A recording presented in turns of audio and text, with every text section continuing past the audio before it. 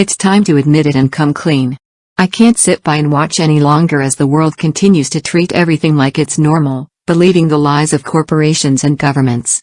It's hard for me to admit that I was taken in by them, and I accepted a vast payment in order to pretend I live in a place as fictitious as Narnia. I tell people I live in Australia. But Australia does not exist, all the rumors are true. There is no such place. When you think about it, it's obvious. Come on, the animals that supposedly live in Australia? Do you really believe an animal like a platypus could be real? A duck that is classified as a mammal, that is furry, has webbed feet, a duck's bill, 2 dicks and doesn't quack.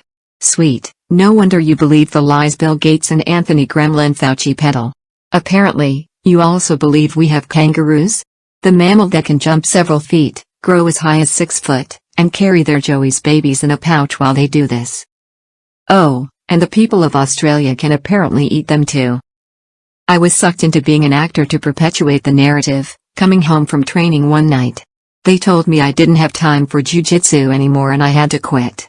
I was offered a salary for the rest of my life, and then told that I had to go to an old warehouse on a nearby island, to a sound stage to make various videos, stand in front of bushland sets and strong spotlights to create harsh sunlight.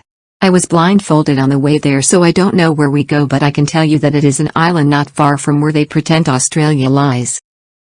The first day was difficult because we had to learn the Aussie accent. The words kind of ran together and the emphasis was on different parts of the words I already knew. Condoms, clitoris for example. My dialect coach told me I was one of the best students. I was fast at learning all the new slang and weird, made-up words. Then they told me about the drop bears. They explained, when they were making the Australian animals in a lab and decided on a koala, something got into the DNA sequence and suddenly there was an abundance of violent and vicious specimens. They told me that they'd named them drop bears and to make sure I warned people about them because they were running loose everywhere, and when it was finally mainstream news, they wanted to blame Australia. The perception we had to show was that they were entirely contained to this land, Australia, along with the other terrifying snakes, spiders and crocodiles. Crocodile tastes like chicken with the consistency of a fish fillet, and the satisfaction you're eating a dinosaur.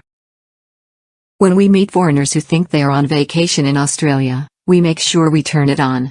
Sometimes the accent slips, so we've been instructed to pretend there are different states, and therefore, very slight different accents, and this can happen with all ages, young and old. Hang in the words when some of us can't get it perfect on the day.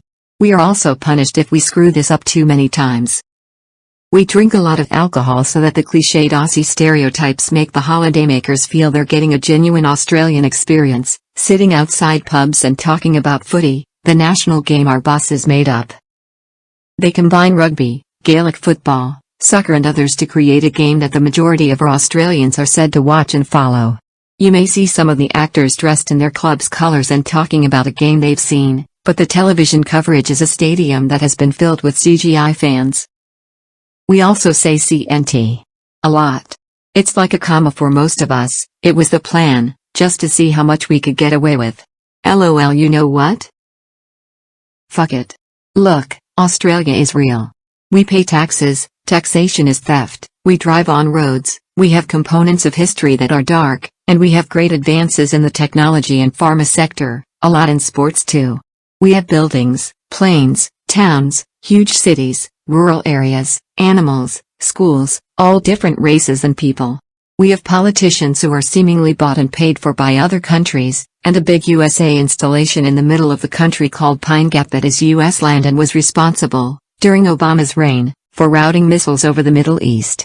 I know some people believe that Australia is listed as a corporation and the late Queen used the birth certificates of all the people in her lands to borrow money against, e.g. how much that person will earn in their lifetime, etc. Freeman/straw man stuff that the felon Darrell Brooks is attempting to use as a defense in his court case at the moment. But I go to work, I've been to school, I've lived here. For better or worse, we're here. Australia in all its nanny state, cuck glory exists. We live in a visual paradise, beaches, rock formations and all the things you might find in a calendar too.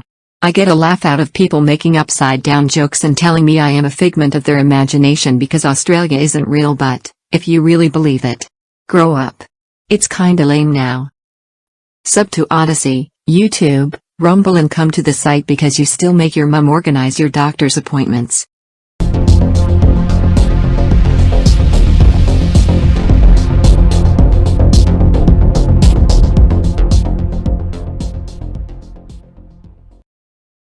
I've just realised that you're an author and can't even say the word duck. What the fucking hell's up with that?